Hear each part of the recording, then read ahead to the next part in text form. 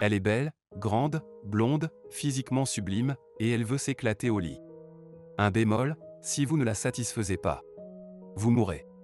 Créée par des scientifiques, la femme parfaite est née.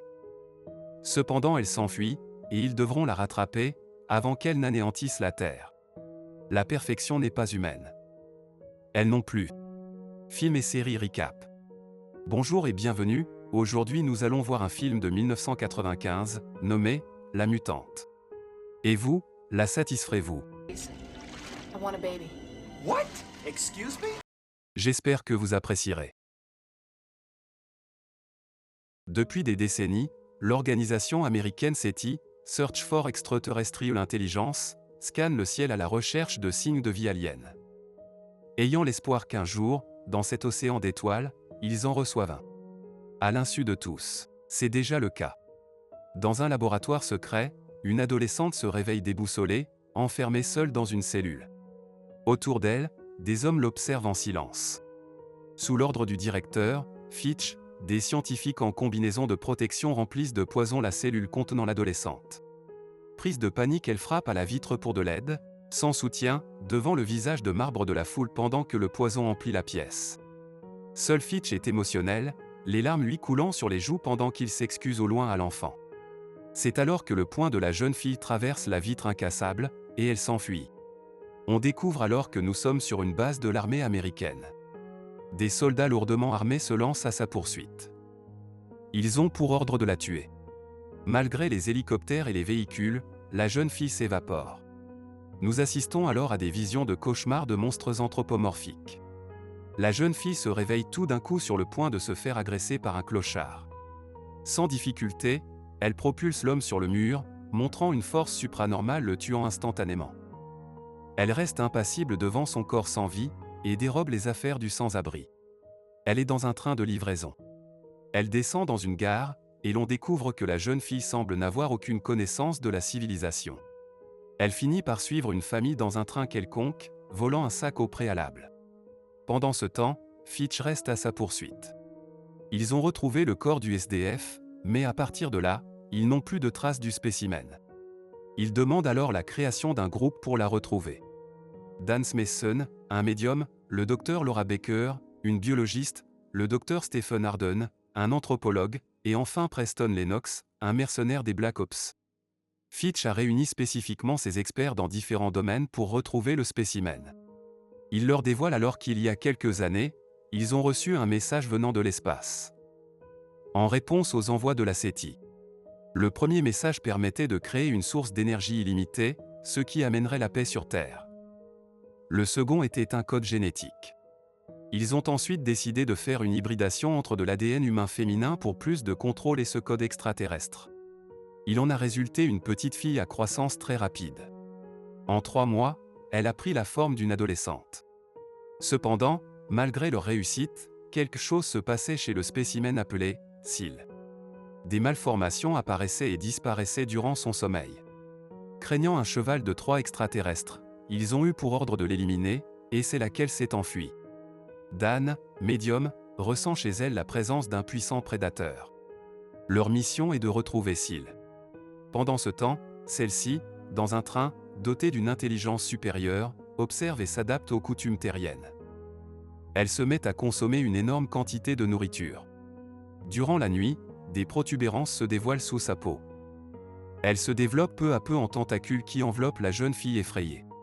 Une contrôleuse qui s'était prise d'affection pour elle retourne la voir durant la nuit et fait face à un cocon. Celui-ci attaque la pauvre femme et l'absorbe. Au matin, une jeune femme en ressort. SEAL, revêtant la tenue de l'employé, quitte la gare en passant les barrages qui recherchent encore une petite fille. Elle disparaît dans les rues de Los Angeles. Un peu plus tard, nos héros arrivent aussi. Ils découvrent le corps de la contrôleuse, ainsi que le cocon. Laura et Stephen en déduisent, par la grande consommation de nourriture et la chrysalide, que SEAL en est désormais sorti sous forme adulte. De son côté, celle-ci absorbe la culture, et après un jour, apprend à parler. Do you speak English? Yes. En observant une chose rien qu'une fois, elle peut la répéter et l'appliquer.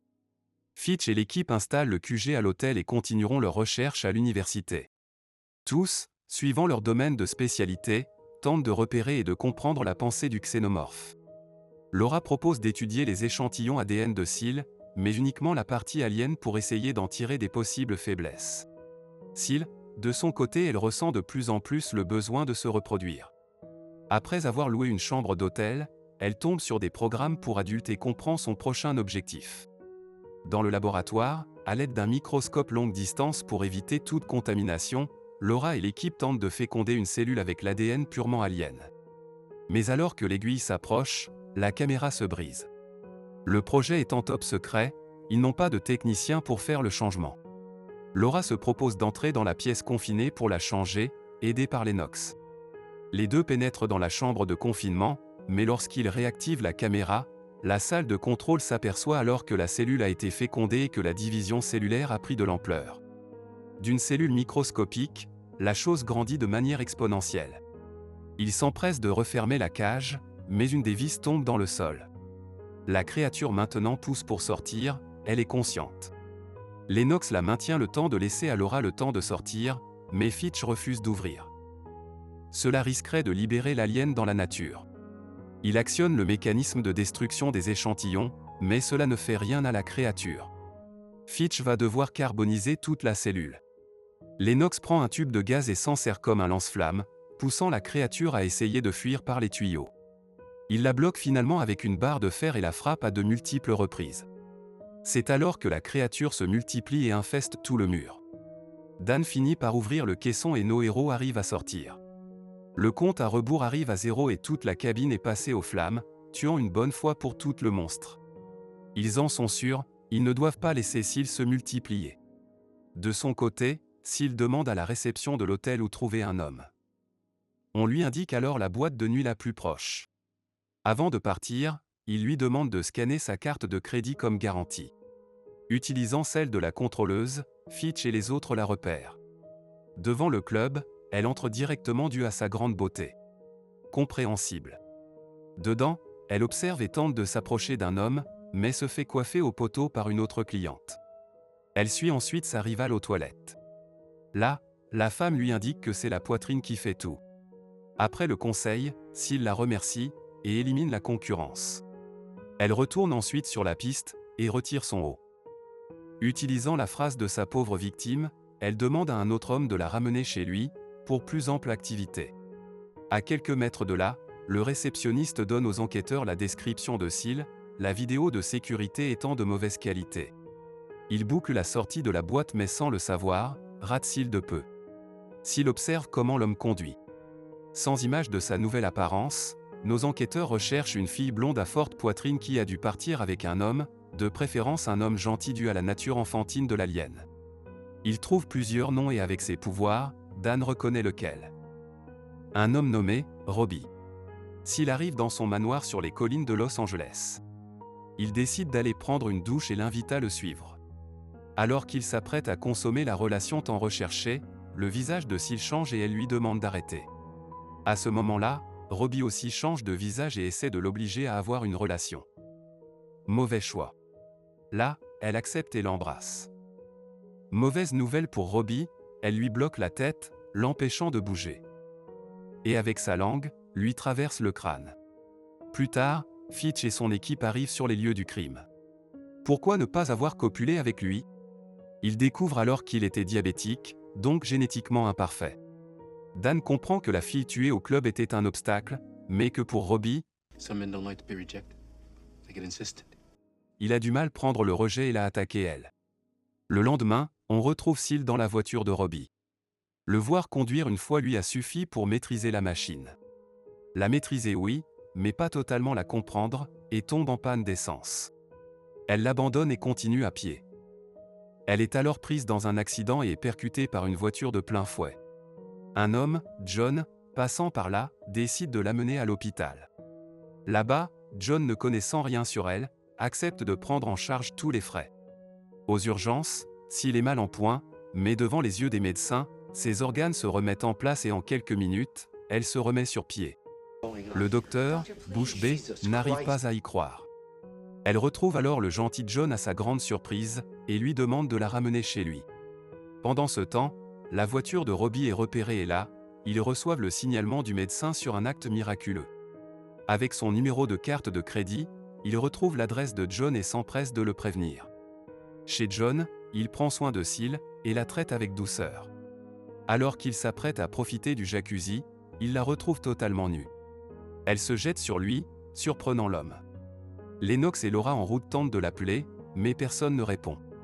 Alors qu'ils s'embrassent, Seal lui déclare son amour et insiste pour copuler avec lui avec extrêmement de force. Elle lui demande de porter ses bébés, à son grand choc. Là, quelqu'un frappe à la porte et elle retient le corps de John dans l'eau. Son visage alien apparaît et des tentacules pénètrent alors les orifices de John. Quand il découvre le jacuzzi, il ne reste que son corps sans vie. À leur insu, elle les observe, très attirée par le caractère et le physique de leader de Lennox. Pendant que Seal trouve refuge chez une femme, avant de l'assommer et prendre sa voiture, nos héros analysent la scène du crime. La scène ne montre aucune trace de semence. Ils ont réussi à l'interrompre pour le moment, mais le temps presse. Elle est encore en recherche. Dan sent aussi qu'elle ne les craint pas. Malheureusement, ils ont perdu sa piste. Fitch renvoie l'équipe à l'hôtel. Il prévoit de retourner au club de la nuit précédente le lendemain. Derrière eux, Seal les suit. Plus précisément, Lennox. Le soir même, elle se met à rêver de lui. Elle en est tombée amoureuse. Elle se réveille à côté de la femme attaquée la nuit précédente. Elle l'a séquestrée. Seal ne comprend pas ses nouveaux sentiments. Elle se questionne sur la raison de son existence sur Terre et d'où viennent ses rêves, devant la femme kidnappée en pleurs. Là, Seal se coupe le doigt devant elle. Devant ses yeux pleins d'effroi, celui-ci automatiquement repousse. Elle redirige ensuite son attention sur la pauvre femme.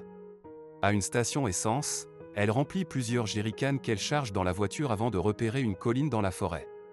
La nuit tombée, notre équipe est en surveillance dans la boîte de nuit, mais aucun signe de leur alien. On peut alors voir que Lennox et Laura se rapprochent. Alors que Stephen jaloux part prendre l'air, Dan ressent alors la présence de Seal dehors. Là, elle se montre face à lui, avant de fuir. Il appelle le groupe et une course-poursuite se produit entre eux et la voiture de Seal. Elle les amène dans la colline, sur le côté passager la jeune fille kidnappée. À un virage, sous les yeux de l'équipe de recherche, la voiture de Seal sort de la route.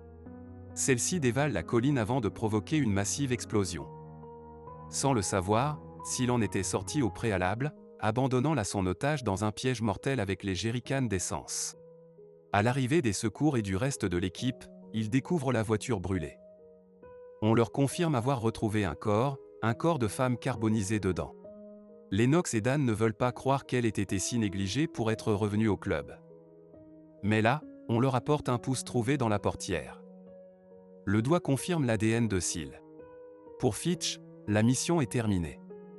Seal est détruite. Ils célèbrent leur victoire au bar de l'hôtel.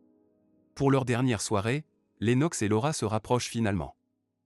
De son côté, Stephen tente sa chance avec la jante féminine, avec peu de succès. La menace n'est pas terminée pour autant.